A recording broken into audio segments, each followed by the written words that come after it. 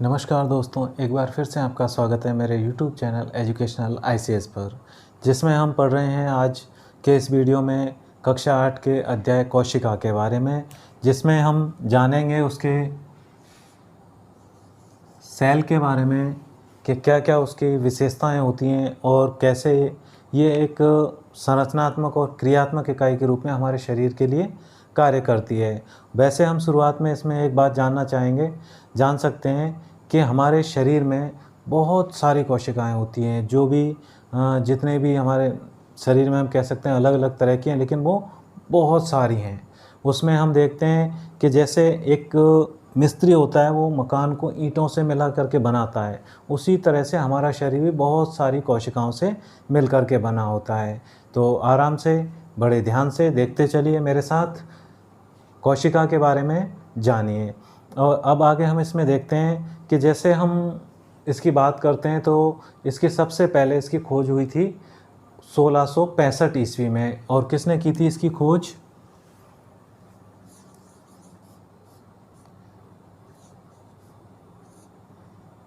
इसकी खोज की थी रॉबर्ट हुक ने।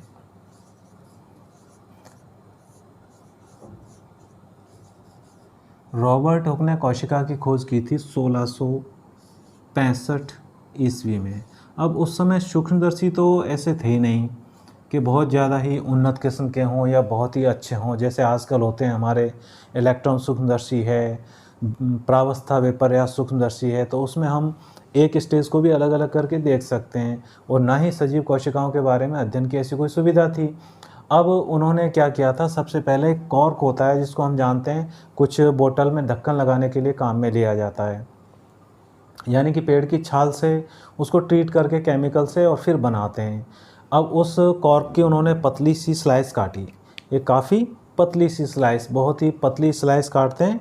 आजकल तो मशीनें हो गई हैं, माइक्रोटॉमी वगैरह जो आप आगे पढ़ोगे, उनके द्वारा स्लाइड बनाते हैं, तो उसमें पतली सी उसकी स्लाइस काटेंगे तो बहुत बारीक प्राप्त हो जाती है। लेकिन उस समय तो क्या था, अपन के एक सामान्य उस तरह जिससे स्लाइड के लिए एक स्लाइस काटना, उसको अभिरंजित करने का भी कोई ऐसा साधन नहीं था। अब तो हम उसको DPX कनाडा बाल्सम से स्थायी भी बना सकते हैं। तो ये सारी चीज़ें हैं, जो सैफरन वगैरह है उससे अभिरंजित भी कर सकते हैं, उसके अलग अलग पार्ट्स को हम अलग अलग कलर में देख सकते हैं। तो ये सब सुविधाएं उस समय तो थी नहीं। उसके लिए उन्होंने क्या किया कि केवल एक सामान्य सी स्लाइस काटी, उसको कांच के पट्टी के ऊपर रखा और उस समय जो आवर्धक लेंस थे उसी की सहायता से उसको देखा, तो उनको उसमें मधुमक्खी के छत्ते जैसे कोष्ठ दिखाई दिए। हम कह सकते हैं इस तरह के उनको कोष्ठ दिखाई दिए।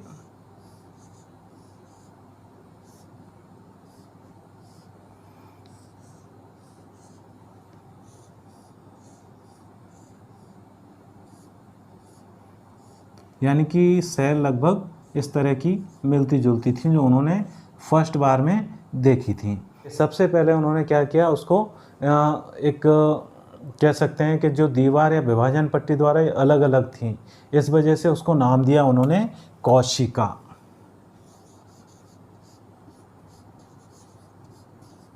यानी ये कोश के रूप में थी, छोटे छोटे खंडों में बटी हुई थी।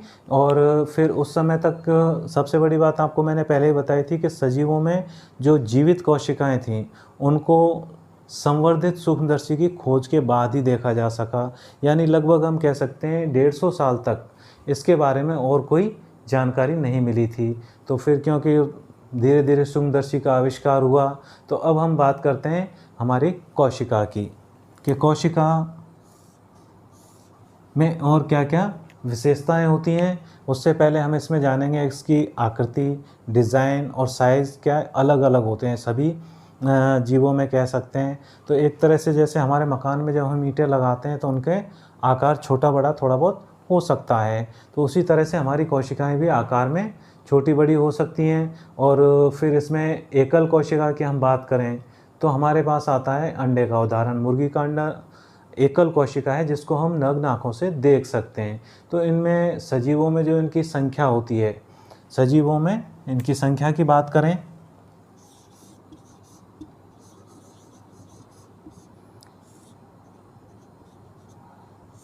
सजीवों में कोशिका की संख्या हम कह सकते हैं कि इनका जो विस्तृत अध्ययन किया गया था वो अभिरंजक का उपयोग किया जाता है और पृथ्वी पर लाखों जीव हैं। अब इनकी आकृति और साइज़ भी भिन्न भिन्न होगी, तो कोशिकाओं की जो संख्या है शरीर के हिसाब से हम कह सकते हैं लगभग 1 अरबों खरबों में हो सकती है। और एक मनुष्य में सामान्यतः 1 अरब में, हम जानते ही हैं 100 करोड़ हो गए, और अरबों खरबों में कोशिकाएं हैं, तो फिर उनकी बारे में जानकारी भी वो कई प्रकार से अलग अलग प्राप्त होगी। इसी तरह से फिर हम इसमें बात करें, कुछ जीव हमारे एक तो संख्या के आधार पर एक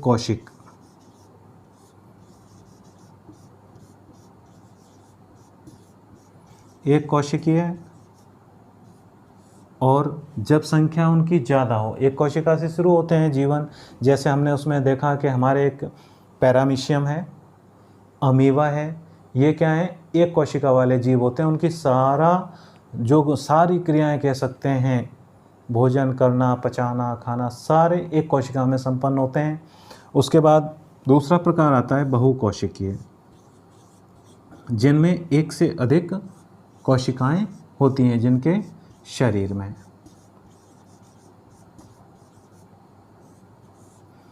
तो ये तो हो गए यूनिसेल्युलर और ये मल्टीसेल्युलर। तो इस तरह से हम इनको 2 प्रकारों में बांट सकते हैं। तो एक कोशिका से हम अरबों कोशिकाओं वाले जीवों का जीवन भी एक कोशिका से ही प्रारंभ होता है, वो हम अगले अध्याय में पढ़ेंगे इसके बारे में, और उसका वीडियो भी आपको जल्दी आ जाएगा। अब इसमें हम बात करते हैं यूनिसेल्युलर में। हमने 2 उदाहरण देखे, एक तो अमीबा और एक पैरामीशियम। एक कोशिकीय जीव की बात करें तो हमारा इसमें आता है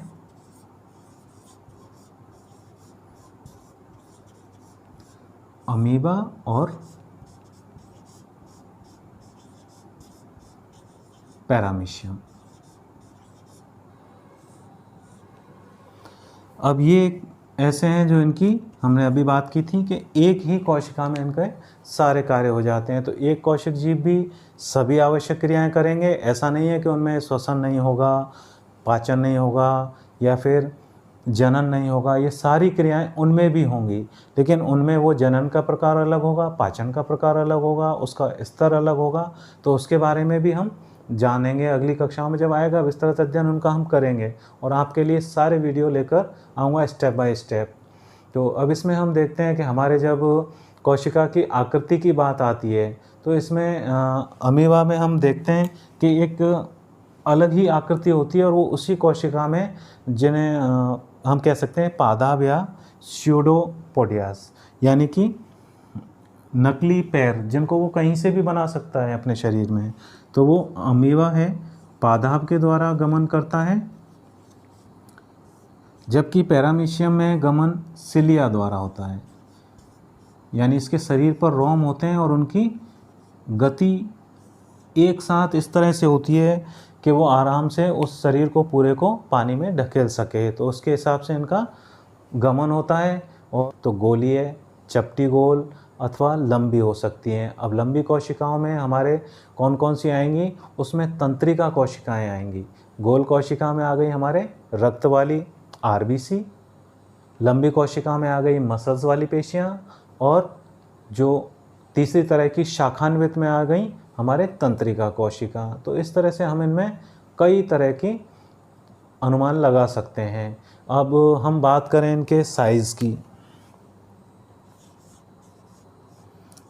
इनका साइज़ या आकार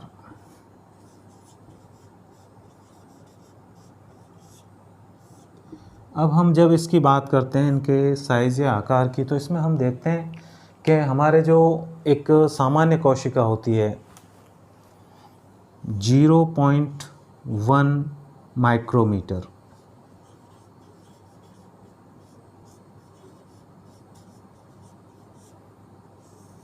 से लेकर के 0.5 माइक्रोमीटर तक होती है। इसके अलावा एक जब हम बड़ी कोशिका की बात करें, सिंगल कोशिका की, तो आपने शुतुरमुर्ग का अंडा काफ़ी टीवी शो में देखा होगा। 15 सेंटीमीटर 13 सेंटीमीटर का तो उसकी गोलाई होती है, और थोड़ा सा अंडाकार शेप है तो लंबा होगा तो लगभग 17 सेंटीमीटर, काफ़ी बड़ा अंडा हो जाता है। तो उस तरह से हम इनको देख सकते हैं और इनके बारे में हम जान सकते हैं। तो ये एकल कोशिका की बात थी। अब इसमें हम आगे देखते हैं, कभी हमने उबला अंडा देखा होगा, उसको जब हम स्लाइस करते हैं, बीच में से काटते हैं, तो उसमें बाहर आपको सफ़ेद रंग का हिस्सा दिखाई देगा और बीच में पीला रंग का हिस्सा दिखाई देगा। जो पीला भाग है वो यॉक होता है। क्या होता है? यॉक होता है। तो उसके बारे में हमारे जैसे ये बात आएगी, उसी तरह से अगर हमसे कोई पूछता है कि हाथी की कोशिका है या चूहे की कोशिका है तो कोई अंतर है क्या उनमें? उनमें सामान्यतः सजीव की कोशिकाओं में कोई अंतर नहीं होता है। तो इनके संबंध ऐसा नहीं है कि किसी, हाँ कह सकते हैं पेड़ पौधों की कोशिका और सामान्य जीव जंतुओं की कोशिका अलग अलग होती है। उसका एक आधार होता है। हमारे जो इसी अध्याय में आगे आएगा हम उसके बारे में पढ़ेंगे। कक्षा 7 में पढ़ा था कि हमारे शरीर में पाचन अंग हैं, उसका पाचन कैसे होता है, स्वांगीकरण यानी असेम्बलाइजेशन कैसे होता है, अवशोषण यानी कि एब्जॉर्बेशन कैसे होता है, उसमें हमने पढ़ा था। इसके अलावा जो पौधे हैं उनमें भी कह सकते हैं जल का जो अवशोषण है वो किस प्रकार से होता है। तो इस तरह से हम इनको कक्षा 7 में भी पढ़ते आए हैं। और जो पत्तियां हैं हमारे भोजन का संश्लेषण कैसे करती हैं, पौधों के लिए कैसे भोजन बनाती हैं, उसको प्रकाश संश्लेषण में हमने पढ़ा था। तो इस तरह से हम कह सकते हैं कि प्रत्येक अंग छोटे भागों से बना होता है जिनसे ऊतक कहते हैं। ऊतक एक समान कोशिकाओं का एक समूह होता है जो विशिष्ट प्रकार्य करता है, यानी वो एक कार्य के लिए ही स्पेशलाइज होता है, वो उसी को ही कर सकता है। तो इस तरह से इसमें हम देखते हैं अब कोशिका के भाग। सबसे पहले हमने अभी जो संरचना देखी थी उसके हिसाब से इसमें सबसे पहले आता है कोशिका के भाग में, इसके भाग कौन कौन से होंगे? सबसे पहले होगी कोशिका झिल्ली। जंतु कोशिका की हम सामान्यतः बात करें तो उसमें होगी कोशिका झिल्ली। तो अब कोशिका झिल्ली ये एक प्लाज्मा झिल्ली भी कह सकते हैं और सरंध्र होती है, यानी कि इसमें छोटे छोटे पोर्स होते हैं जिनके माध्यम से इसमें कोशिका में अंदर चीज़ें जा सकें और बाहर वो कोई उसके अपशिष्ट हों वो बाहर आ सकें। तो इस तरह से ये हमें यानी कोशिका झिल्ली कोशिका को काफ़ी रास्ते भी प्रदान करती है। इस तरह से हम कोशिका में इसका जो आवरण होता है अगर उसको हटा दें तो ये ऊपर से गुलाबी रंग की दिखाई देगी। और इसका एक सामान्य सा हम प्रयोग भी कर सकते हैं प्याज की झिल्ली द्वारा।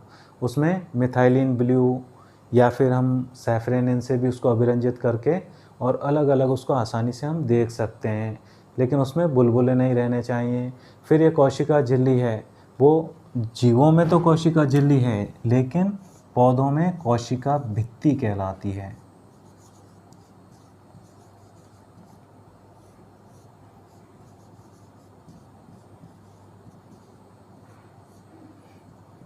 यानी ये इनमें काफ़ी कोमल होती है जीवों में, और पौधों में ये थोड़ी सख्त होती है यानी कि मजबूत होती है, जिसकी वजह से आपने देखा होगा किसी आप आम आदमी को या सामान्य जीव को तो आप टच भी कर सकते हैं तो वो सॉफ्ट होता है, लेकिन किसी पौधे को आपने टच किया होगा तो वो काफ़ी कठोर होता है क्योंकि कोशिका भित्ति बहुत ही मजबूत होती है। इस तरह से हम इसमें जो बाद में इसकी संरचनाएं देखते हैं इसमें हमें दिखाई देंगे, इसमें केंद्रक, एक सामान्य कोशिका में हमें ये संरचनाएं दिखाई देंगी। केंद्रक एक तरह से हम कह सकते हैं कोशिका का पूरा ही मेन कंट्रोल सिस्टम है या सीपीयू कह सकते हैं उसको। तो वो हमें कोशिका की सारी क्रियाओं को नियंत्रित करने का काम करता है। फिर इसमें हमारे आता है कि कोशिका में कुछ ऐसा तो है नहीं कि एक हमारे पास ये जैसे कोशिका है तो इसमें सिर्फ केंद्रक होगा तो बाकी जगह और इसमें क्या होगा, इसमें खाली तो होगी नहीं, कोई ना कोई एक इसमें एक जेली जैसा द्रव भी भरा रहता है। तो ये वाली तो हो गई इसमें कोशिका झिल्ली या भित्ति, और ये वाला भाग हो गया इसमें केंद्रक का।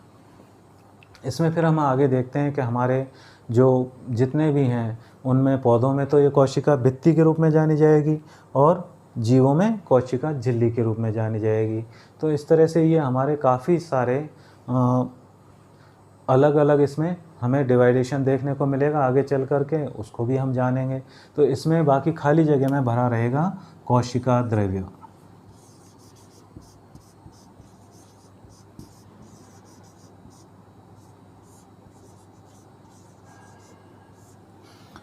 कोशिका द्रव्य में भी इतने सारे छोटे छोटे सेल ऑर्गन्स होंगे, मतलब काफ़ी सारे इस कोशिका के भी अंगक होंगे। कोशिका है, इसके भी अंगक होंगे यानी सेल ऑर्गेनेल्स होंगे, जिनको हम इसी में देखेंगे और इसके बारे में हम जानेंगे। कोशिका द्रव्य के बाद हमने बात की थी इसमें इससे पहले केंद्रक की।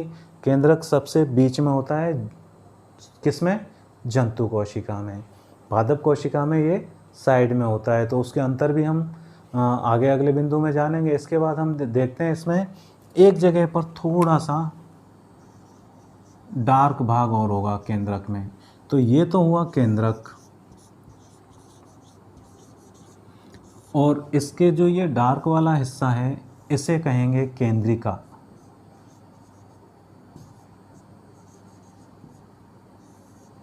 ये न्यूक्लियस और ये न्यूक्लियोलस। तो इस तरह से इनको हम जान सकते हैं। और इसमें न्यूक्लियोलस और या फिर संपूर्ण केंद्रक में ही हमारे होगा इसमें क्रोमोसोम्स या गुणसूत्र। और गुणसूत्रों के बारे में आपने सुना ही होगा, ये एक पीढ़ी के गुणों को दूसरी पीढ़ी में ले जाने का कार्य करते हैं या अगली पीढ़ी को स्थानांतरित करते हैं। तो इसमें गुणसूत्र जो कोशिका विभाजन के समय ही दिखाई देंगे, सामान्यतः दिखाई नहीं देंगे, उसकी जो स्टेज हैं उन्हीं में दिखाई देंगे। फिर ये क्या है, वंशानुगत काम करने का काम करता है, यानी कि आनुवांशिक गुणों के अतिरिक्त केंद्रक में कोशिका के क्रियाकलापों का भी बहुत अच्छी तरह से नियंत्रण करता है। सजीव कोशिका में हम बात करें तो संगठक को जीव द्रव्य या प्रोटोप्लाज्म के नाम से जाना जाता है। जो इसके सारा पूरा जो भी भाग है सो प्रोटोप्लाज्म या जीव द्रव्य कहते हैं। अब इसमें फिर हम थोड़ा सा एक और जानना चाहेंगे कि सजीव कोशिका है और जंतु कोशिका या पादप कोशिका अलग है, लेकिन इनमें भी दो प्रकार की होती हैं। पहली होती है प्रोकैरियोट कोशिका, जिनमें केंद्रक झिल्ली नहीं होती है। जो प्राचीन कोशिका थी, बहुत ही पुरानी कोशिका थी, उसमें केंद्रक झिल्ली नहीं होती थी, उसके बिना ही होते थे। अब जो भी जीव जंतु हैं धीरे धीरे विकास होता गया, वो यूकैरियोट प्रकार के हैं, यानी कि नवीन प्रकार के हैं। उनमें केंद्रक झिल्ली होती है और उनमें सारा ही डीएनए एक झिल्ली में बंधा हुआ रहता है। तो उन्हें ऐसे जीवों को कहेंगे हम यूकैरियोट्स। और जो पुराने थे जिनमें केंद्रक पर झिल्ली नहीं होती, वो प्रोकैरियोट्स कहलाते हैं। अभी भी कुछ हैं जीव, उनके बारे में आगे आएगा बड़ी कक्षाओं में, क्योंकि अपने स्तर की वो बात नहीं है। तो इस तरह से फिर हम इसमें देखते हैं कुछ इनमें रिक्तिकाएं भी होती हैं, छोटी छोटी, कोई बड़ी कोई छोटी रिक्तिकाएं भी होती हैं।